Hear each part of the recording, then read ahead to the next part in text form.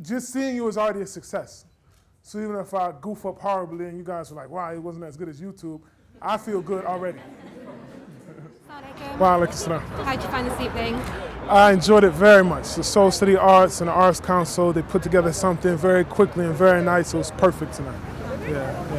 And what's it like performing in front of an English crowd compared to American crowd? Because I find that English people are quite reserved. Oh, yeah? Well, it depends. Actually, I was at a few shows that were rather rowdy. I don't know what part of England these people were from, but they had a lot of, and different. Even tonight, I performed at 2 different places, and even tonight, they're both radically different. So, we'll find the same things in the States. People from these types of neighborhoods, and these, they have a different feeling. So I found it to be pretty diverse in that way. Yeah. So you performed on HBO. Yes. Can you just explain a bit, because I'm not sure about the American channels. What's the audience? Okay. HBO, as a wide audience, has all kind of different shows. So it's not like a show for a particular age group or anything like that. But it's like a premium channel. And Russell Simmons, he has a show there. And Russell Simmons is one of kind of the founding fathers of hip hop music. And he has a show on there called Deaf Poetry, where he invites poets from all around the country and showcases them on this show. So I was on that show that aired. Yeah. So I guess it's quite a varied audience. It's not obviously a Muslim program. Oh no. Yeah. It's not. Or at least the people who are interested in poetry. Exactly. So do you find you have to tailor what you present for the audience? Well, actually, my career really started more in the mainstream. So most of my poetry wasn't written to be said in front of other Muslims. Most of my poetry was to be said as a Muslim in front of people that are not Muslim. So I don't have to tailor anything for that audience, because that's the way that I naturally write.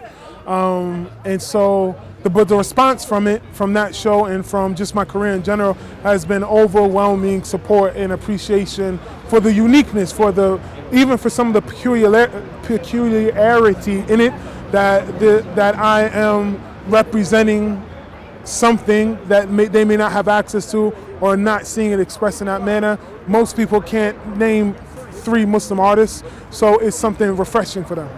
Do you think it's refreshing from a cultural point of view, or do you think are they interested in Islam at the end of the day? How do you find the reaction in that sense? I find both. There's shows where someone will be on the front row and take Shahada, so they have they have become interested in Islam, and some people as a cultural presentation, they're like, wow, I didn't even know Muslims culturally had anything to contribute, except centuries ago. But presently, they don't see Muslims as producing any really great architecture. Some of those big buildings in Dubai, and nobody really, they're tall, but no one I think has kind of like an affection for them like they do of really beautiful architecture. So as far as the Muslim artist, the Muslim poet, the Muslim painter, the Muslim, all these things, it's a strange thing as a cultural concept. It's also, I think, intriguing for them. The objective with the work is to express myself sincerely, to travel the earth, representing from my people, so that we can better know ourselves. Like Allah is saying, He made us of different colors and tribes, such that we may know each other, And also for me to come to places and learn, so I can okay, this is what it means to be a British Muslim. This is what it means to be Senegalese Muslim or South African Muslim. And then the different groups among, say, for example, in Britain, there's these people, if you're in West London, or if you're in Brixton, or if you're, and just this, so that we can get a more sincere dialogue amongst each other, so that we can come to understand each other. I don't know if we can imagine other corner store folklore that can be found at the Big Apple's core. The Oxford sun was hot in the sky, so it must have been about 2 hours after the door, a little before 4. Anyway, when I'm in a store and I'm thinking how crazy it is, how you have to come out of your pocket just to get some water that's not toxic. But when you see me going on about this top, you hear how most stuff dropped it on that New World water. And when I go in my pocket to get $1.25 to get my bottled water, when I see this pretty brown girl step in, and I caught her in the corner of my eye, and she caught me as she was passing by. SubhanAllah, that was my one look, so I lowered my gaze. Shaitan has many ways of weakening a man. Make him regret tomorrow what he did yesterday. Needless to say, I'm just trying to make my way to the sidewalk. No need for small talk. I just take what I bought because I got more to do than I thought. But I was caught by a voice from the rear saying, "Is this your name Amir? Excuse me, is this your name Amir?" I turn around and she appears like right in my personal space. I ran her face in my mental Rolodex but came up with no trace.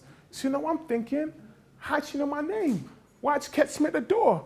I'm traveling from upstate. I've never been to this store. But out of courtesy, I replied, yes, my name's Amir. Have we met before? She stared at me. She stared at me with this intense sobriety. She wasn't just eyeing me. She seemed to be looking for something that she thought she could find in me. Her look so strong, it was blinding me, like she could look through the side of me. And then she said, I love you. Out of nowhere, right? That's what I was thinking. Out of nowhere, but the thing was, it was so sincere. She was like, I love you, Amir. Just like that. I'm not talking like I love your hat, would you get that? Or I love those boots that come in black. And I love you like that. I love you like I would serve father, mother, brother, homie, lover, friend. And she must have seen my face bend, because after a minute she did begin to give me a little more to comprehend. She said, I know you probably don't remember me, but I remember you from a shit that you did at my university. I know you're Muslim and the Muslims don't practice sorcery, but you almost magically touched me in my dome and I think left a verse in me. And I said jokingly, well, I think that verse should be returned to me, but she ain't laughed and proceeded to tell me what she heard from me. She said, your words travel from my nursery to the hearse, it seems. You don't have a bird of flack, you were killing me softly. I just want to thank you personally. Your words moved through me with an urgency previously unknown to me. It was like you were some government spy snuck into my mind and broke a secret code in me. You focused me. Those words were holding me in this state of meditation. Your mourners is close to me. You are at a depth in me I don't think you were supposed to be. I was sitting in the 7th row in the 3rd seat, but you probably didn't notice me. And I said, no, I didn't, honestly. But excuse me, did you say you love me? She said, that's right, that night you said some things, you read some things to make me love me. I love you because you make me love me.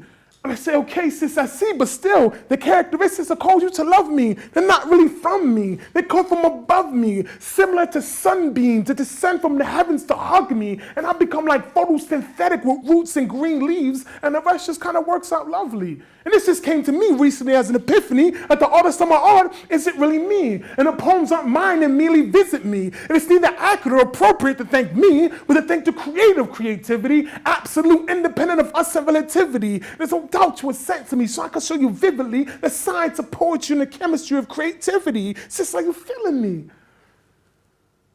She was a little lost. So I said, okay.